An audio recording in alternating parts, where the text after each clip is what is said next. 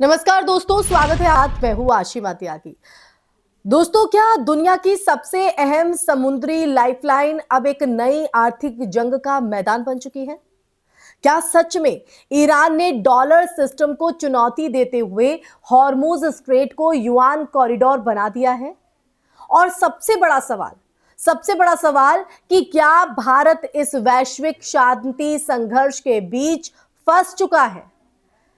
दरअसल social media पर viral हो रही खबरें ये दावा कर रही हैं कि एक भारतीय तेल टैंकर ने स्ट्रेट ऑफ हॉर्मुज से गुजरने के लिए चीनी मुद्रा युआन में पेमेंट किया और इसके पीछे ईरान का कथित अल्टीमेटम बताया जा रहा है कि अब केवल वही जहाज गुजर पाएंगे जो युआन में भुगतान करेंगे और हर जहाज से करीब करीब 20 लाख डॉलर जो है वो वसूले जा रहे हैं।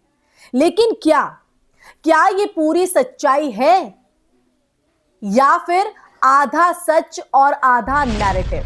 तो देखिए, सबसे पहले स्ट्रेट ऑफ हॉर्मुज को समझिए, क्योंकि ये दुनिया का सबसे महत्वपूर्ण चौक पॉइंट है।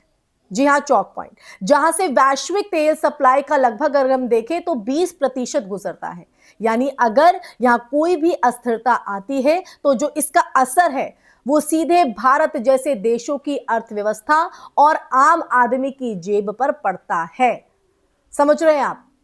अब बात करते हैं ईरान के कथित फैसले की, क्योंकि अभी तक कोई आधिकारिक पुष्ट अंतरराष्ट्रीय स्रोत जो है या सरकार की बात करें तो सरकार ये नहीं कह रही है कि ईरान ने औपचारिक रूप से ऐसा नियम लागू कर दिया है कि वो केवल युआन में भुगतान करने वालों को के जो जहाज है वहीं से गुजरेंगे।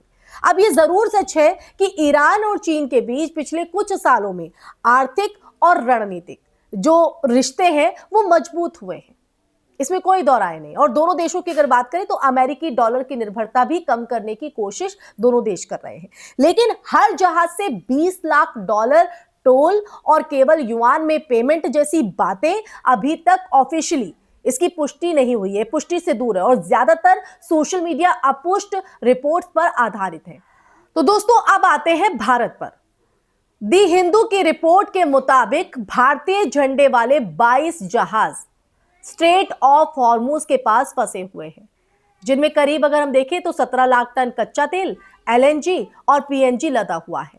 यह जानकारी अगर देखें तो गंभीर जरूर है, लेकिन इसका कारण सिर्फ युआन पेमेंट नहीं बताया गया है। असली वजह क्षेत्र में बढ़ता सैन्य तनाव, सुरक्षा जोखिम और समुद्री रास्तों की अनिश्चितता है।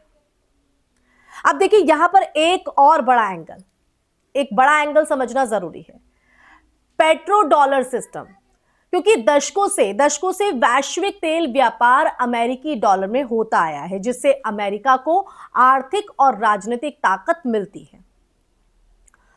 तो दोस्तों, अगर ईरान, रूस, चीन जैसे देश इस सिस्टम को तोड़ने की कोशिश करते हैं और वैकल्पिक मुद्राओं जैसे युआन में व्यापार बढ़ाते हैं तो ये निश्चित रूप से वैश्विक शक्ति संतुलन को बदल सकता है। लेकिन यह बदलाव धीरे धीरे होता है, अचानक नहीं। एक दो जहाजों की खबर से यह निष्कर्ष निकाल लेना कि पेट्रो डॉलर खत्म हो गया है या युआन ने उसकी जगह ले ली है, यह अतिशयोक्ति होगी। भारत की स्थिति यहां बेहद संवेदनशील है और एक तरफ अगर हम बात करें भारत को अपनी ऊर्जा सुरक्षा सुनिश्चित करनी है और दूसरी तरफ उसे अमेरिका, ईरान और चीन तीनों के बीच संतुलन भी बनाए रखना है। अगर क्षेत्र में तनाव बढ़ता है तो भारत को न सिर्फ महंगा तेल खरीदना पड़ेगा बल्कि सप्लाई चेन भी जो है वो प्रभावित होगी। तो इस पूरे मामले में अगर हम देखें, इसे गहराई से समझें तो 3 स्तर हैं दोस्तों। तो पहला, जमीनी हकीकत, जहाजों का फंसना और क्षेत्रों में बढ़ता खतरा। दूसरा, आर्थिक जंग, डॉलर बनाम युआन की लड़ाई। और तीसरा अगर बात करें तो नैरेटिव वॉर, सोशल मीडिया पर फैलती आधी अधूरी जानकारी।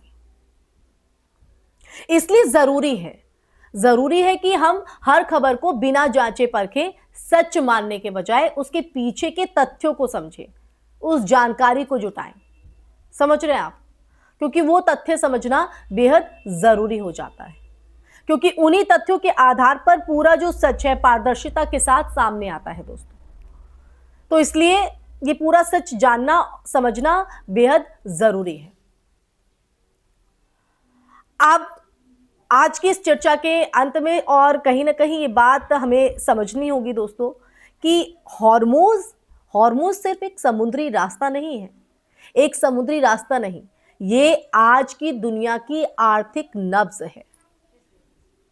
अगर यहां भी कुछ बदलता है, परिवर्तन आता है, तो उसका जो असर है वो दिल्ली से लेकर न्यूयॉर्क और बीजिंग तक जो है महसूस होता है। और आज जो सवाल खड़ा हो रहा है ना, वो सिर्फ एक टैंकर या एक पेमेंट का नहीं है, सिर्फ उसका नहीं है। ये उस बदलती दुनिया का संकेत है जहां आर्थिक ताकत, मुद्रा और समुद्री रास्ते सब कुछ नए सिरे से परिभाषित हो रहा है। तो ऐसे में अब देखना यह है कि भारत उस उभरते हुए वैश्विक खेल में किस तरह से अपनी जगह को तय करता है, एक दर्शक बनकर या एक निर्णायक खिलाड़ी बनकर। इन्हीं पंक्तियों के साथ इस चर्चा में फिलहाल के लिए बस इतना ही दोस्तों। इस पर आपका नजरिया क्या है वो बहुत मायने रखता है। फिर हाजिर होंगी ऐसा ही सच का संवाद लेकर। तब तक के लिए अपना ख्याल रखिए। जय हिंद, जय भारत, नमस्कार।